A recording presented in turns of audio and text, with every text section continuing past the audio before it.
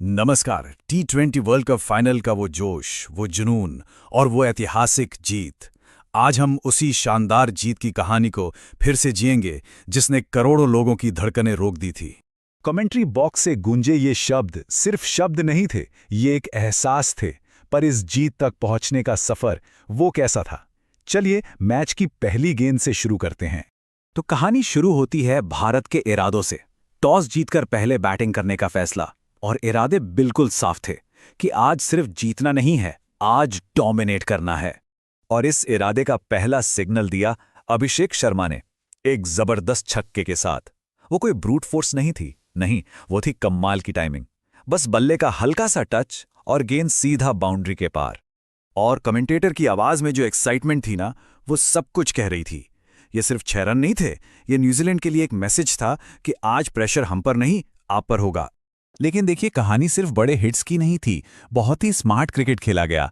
बल्लेबाजों ने बड़ी खूबसूरती से फील्डर्स के बीच से गैप्स निकाले, चौकों की लाइन लगा दी और स्कोरबोर्ड को लगातार चलाते रहे।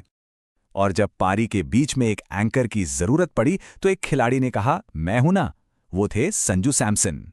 संजू ने एक बहुत ही अहम और समझदारी भरी पारी खेली और अपनी 50 पूरी की। इसी पारी ने भारत के बड़े स्कोर की नींव रखी।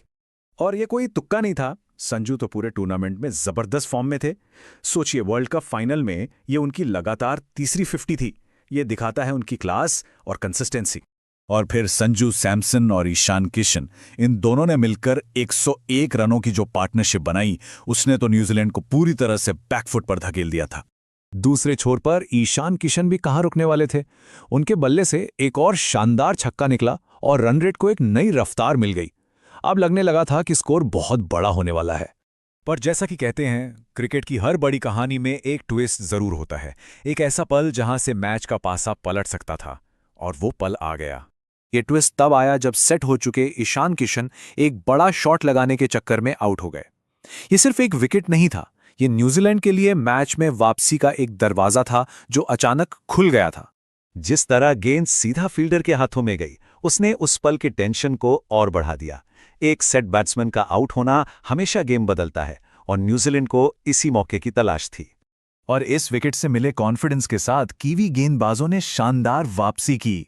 उन्होंने दबाव बनाया और जल्द ही एक और बड़ा विकेट ले लिया। अचानक से मैच बिल्कुल बराबरी पर आ खड़ा हुआ। लेकिन इतने सारे उतार चढ़ाव के बाद आखिरकार वो पल आया जिसका हर भारतीय को इंतजार था, जीत का वो लम्हा। और उस लम्हे को हमेशा के लिए अमर कर दिया कमेंट्री के इन जादुई शब्दों ने। जीत की ये पहली गूंज थी, एक दावा, एक हक जो सालों की मेहनत के बाद हासिल हुआ था। ये ताज हमारा था। और फिर आई ये दूसरी गूंज जो उस दावे पर मुहर लगाती है। ये ऐलान है कि वर्ल्ड क्रिकेट के सिंहासन पर अब हिंदुस्तान का राज है। ये था फाइनल वर्डिक्ट, जीत का सबसे साफ, सबसे बुलंद ऐलान। अब कोई शक नहीं था कि चैंपियन कौन है, ट्रॉफी पर लिखा नाम हमारा है।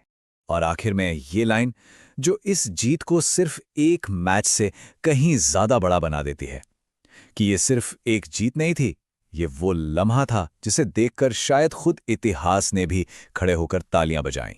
तो एक सवाल जहन में आता है, क्या ये वर्ल्ड कप जीत सिर्फ एक ट्रॉफी है, या फिर ये इंडियन क्रिकेट के एक नए सुनहरे दौर की शुरुआत है? ये सोच हमें आने वाले कल के लिए और भी उत्साहित कर देती है।